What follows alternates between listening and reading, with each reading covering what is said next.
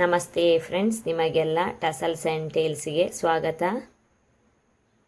ಬನ್ನಿ ಈ ಡಿಸೈನನ್ನು ಹೇಗೆ ಕಲಿಯುವುದು ಅಂತ ನೋಡೋಣ. ಶುರುವಿಗೆ 6 ಸ್ಟ್ಯಾಂಡ್ ಸಿಲ್ಕ್ ಥ್ರೆಡ್ ತೆಗೆದುಕೊಂಡು ಅದಕ್ಕೊಂದು ನಾಟ್ ಹಾಕಿ, ನಾಟು ಮೇನ್ ಫ್ಯಾಬ್ರಿಕ್ನ ಬ್ಯಾಕ್ ಸೈಡ್ ಬರುವ ಹಾಗೆ ಇಟ್ಕೊಂಡು ಒಂದು ಸಿಂಗಲ್ ಕ್ರೋಶೆ ಹಾಕಿಕೊಳ್ಳೋಣ. ಇನ್ನು ಅದರ ಪಕ್ಕದಲ್ಲೇ ಇನ್ನೊಂದು ಸಿಂಗಲ್ ಕ್ರೋಶೆ ಹಾಕಿಕೊಳ್ಳೋಣ. ಇಲ್ಲಿ ಫಸ್ಟಲ್ಲಿ ಮಾತ್ರ 2 ಟೈಮ್ಸ್ ಹಾಕಲಿಕ್ಕೆ, ನೆಕ್ಸ್ಟ್ ಹಾಕೋದು ಸ್ವಲ್ಪ ವೇರಿಯೇಷನ್ ಇರ್ತದೆ. 2 ಸಿಂಗಲ್ ಕ್ರೋಶೆ ಆದಮೇಲೆ ದಾರವನ್ನು ಮೇಲಕ್ಕೆ ಎತ್ತೋಣ, ಒಂದು ಬೀಡ್ ಇನ್ಸರ್ಟ್ ಮಾಡೋಣ. ಈಗ ದಾರದೊಳಗೆ ಬೀಡ್ ಹಾಕಿಕೊಳ್ಳೋಣ. ಈ ರೀತಿಯಲ್ಲಿ ಬೀಡ್ ಹಾಕಿಕೊಂಡು ಒಂದು ಬೀಡ್ ಲಾಕ್ ಮಾಡಿಕೊಳ್ಳೋಣ, ಅಂದರೆ ಒಂದು ಚೈನ್ ಸ್ಟಿಚ್ ಹಾಕಿಕೊಳ್ಬೇಕು.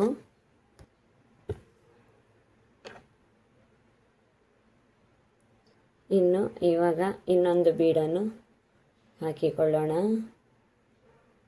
ಇದಕ್ಕೂ ಬೀಡ್ ಲಾಕ್ ಹಾಕ್ಕೊಳ್ಳೋಣ.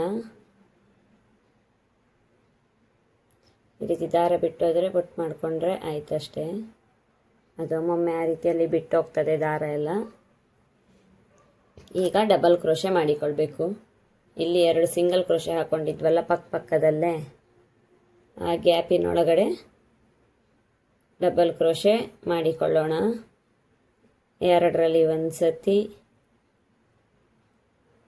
2ರಲ್ಲಿ ಒಂದು ಸತಿ. ಈಗ ಇನ್ನೊಂದು ಸತಿ ಬೀಡನ್ನು ಇನ್ಸರ್ಟ್ ಮಾಡೋಣ. ಸೆಕೆಂಡ್ ಟೈಮ್ ಬೀಡ್ ಇನ್ಸರ್ಟ್ ಮಾಡಿಕೊಳ್ಳೋಣ. ಫಸ್ಟ್ ಮಾಡಿದಾಗೆ ಒಂದು ಬೀಡ್ ಹಾಕಿ ಲಾಕ್ ಹಾಕ್ಕೊಂಡು ಇನ್ನೊಂದು ಬೀಡನ್ನು ಅಲ್ಲೇ ಇನ್ಸರ್ಟ್ ಮಾಡಿ ಇದಕ್ಕೂ ಬೀಡ್ ಲಾಕ್ ಹಾಕ್ಕೊಳ್ಳೋಣ. ನಾನಿವತ್ತು small ಸೈಜಿದ್ದು ಬೀಡನ್ನು ತೆಗೆದುಕೊಂಡಿದ್ದೀನಿ.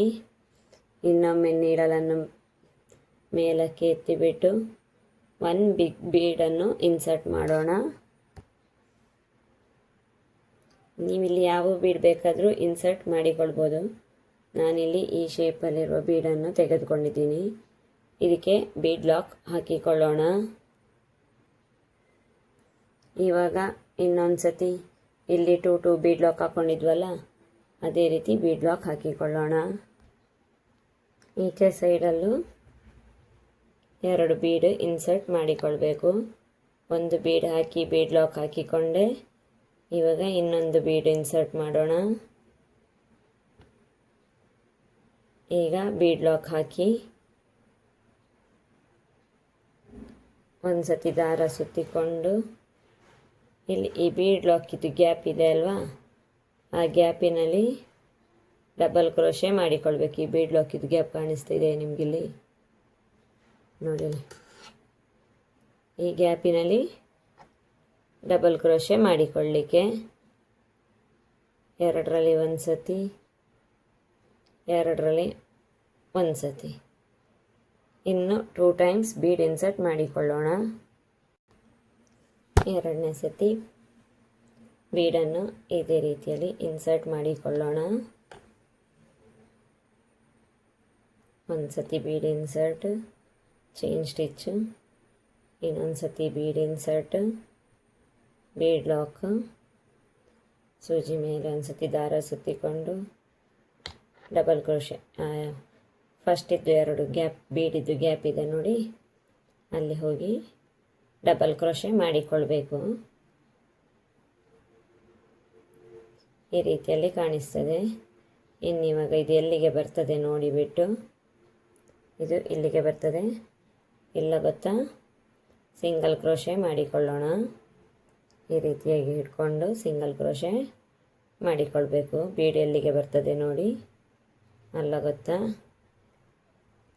Total 6 times single crochet ಹಾಕಿಕೊಳ್ಳೋಣ.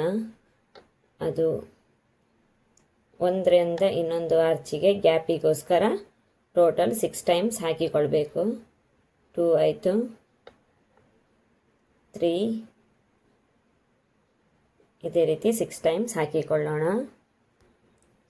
6 times single crochet ಆಗಿದೆ. ಈಗ ಇನ್ನು ಬೀಡನ್ನು ಇನ್ಸರ್ಟ್ ಮಾಡಿಕೊಳ್ಳೋಣ.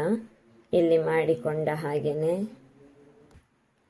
ಆವಾಗದಾಗೇ 2 ಟೈಮ್ಸ್ ಬೀಡ್ ಇನ್ಸರ್ಟ್ ಮಾಡ್ಕೊಂಡಾಯಿತು. ಇಲ್ಲಿ ಡಬಲ್ ಕ್ರೋಶೆ ಆದಮೇಲೆ ನೆಕ್ಸ್ಟ್ ಸ್ಟೆಪ್ ಸ್ವಲ್ಪ ಚೇಂಜಸ್ ಇದೆ, ಅದಕ್ಕೋಸ್ಕರ ಈ ಸ್ಟೆಪ್ಪನ್ನು ತೋರಿಸ್ತಾ ಇದ್ದೀನಿ. ಇಲ್ಲಿ ಡಬಲ್ ಕ್ರೋಶೆ ಆದ ಮೇಲೆ ಇಲ್ಲ ಗೊತ್ತಾ, ಯಾವುದೇ ರೀತಿಯದು ನೆಕ್ಸ್ಟ್ ಇದಕ್ಕೆ ಯಾವುದೇ ರೀತಿಯ ಬೀಡನ್ನು ಇನ್ಸರ್ಟ್ ಮಾಡಲಿಕ್ಕಿಲ್ಲ, ಅದರ ಬದಲು 4 ಚೈನ್ ಸ್ಟಿಚ್ಚು ಹಾಕಿಕೊಳ್ಳೋಣ. ಇಲ್ಲಿ ಕುಚ್ಚು ಕಟ್ಟಲಿಕ್ಕೆ ಆಪ್ಷನ್ ಮಾಡಿಕೊಳ್ತಾ ಇದ್ದೀವಿ.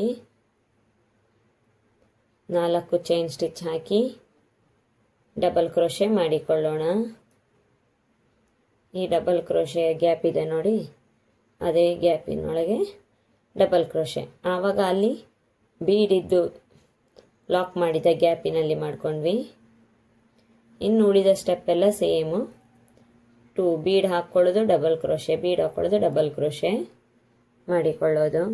ನಾನಿನ್ನು ವರ್ಕಿನ ಲಾಸ್ಟಲ್ಲಿ ಫಿನಿಶ್ ಹೇಗೆ ಮಾಡೋದು ಅಂತ ತೋರಿಸಿಕೊಡ್ತೀನಿ. ಇವಾಗ ನಾವು ವರ್ಕಿನ ಲಾಸ್ಟ್ ಸ್ಟೆಪ್ಪಿಗೆ ಬಂದಿದ್ದೀವಿ. ಇಲ್ಲಿ ನನಗೆ 6 ಸಿಂಗಲ್ ಕ್ರೋಶೆ ಹಾಕ್ಕೊಳ್ಳಿಕ್ಕೆ ಜಾಗ ಇಲ್ಲ, ಅದಕ್ಕೆ ನಾನು 3 ಸಿಂಗಲ್ ಕ್ರೋಶೆ ಹಾಕ್ಕೊಂಡಿದ್ದೀನಿ. 3 ಸಿಂಗಲ್ ಕ್ರೋಶೆ ಆದಮೇಲೆ ಇಲ್ಲಿ 2 ಚೈನ್ ಸ್ಟಿಚ್ ಹಾಕಿ ಈ ಥ್ರೆಡ್ಡನ್ನು ಕಟ್ ಮಾಡಿಕೊಂಡು ಗ್ಲೂ ಹಾಕಿ ಸ್ಟಿಕ್ ಮಾಡಿಕೊಳ್ತೀನಿ. ಇಲ್ಲಿ 4 ಚೈನ್ ಗ್ಯಾಪಿಗೆ ಕುಚ್ಚು ಕಟ್ಟಿಕೊಳ್ಳೋಣ. ಕುಚ್ಚು ಎಲ್ಲ ಕಟ್ಟಿ ಆದಮೇಲೆ ಈ ಡಿಸೈನ್ ಈ ರೀತಿಯಾಗಿ ಕಾಣಿಸ್ತಾ ಉಂಟು. ಇಲ್ಲ ಗೊತ್ತಾ, 6 ಸಿಂಗಲ್ ಕ್ರೋಶೆ ಹಾಕೋ ಬದಲು ಅಲ್ಲಿಯೂ ಕುಚ್ಚು ಕಟ್ಟಿಕೊಳ್ಬೋದು, ಆದರೆ ನಾನು ಸ್ವಲ್ಪ ಡಿಫ್ರೆಂಟ್ ಆಗಿರಲಿ ಅಂತ ಇಲ್ಲ ಗೊತ್ತಾ ಕುಚ್ಚು ಕಟ್ಕೊಂಡಿದ್ದೀನಿ. ನಿಮಗೆ ಈ ಡಿಸೈನ್ ಇಷ್ಟ ಆದರೆ ಲೈಕ್ ಮಾಡಿ, ಕಮೆಂಟ್ ಮಾಡಿ, ಸಬ್ಸ್ಕ್ರೈಬ್ ಮಾಡಿ. Thank you.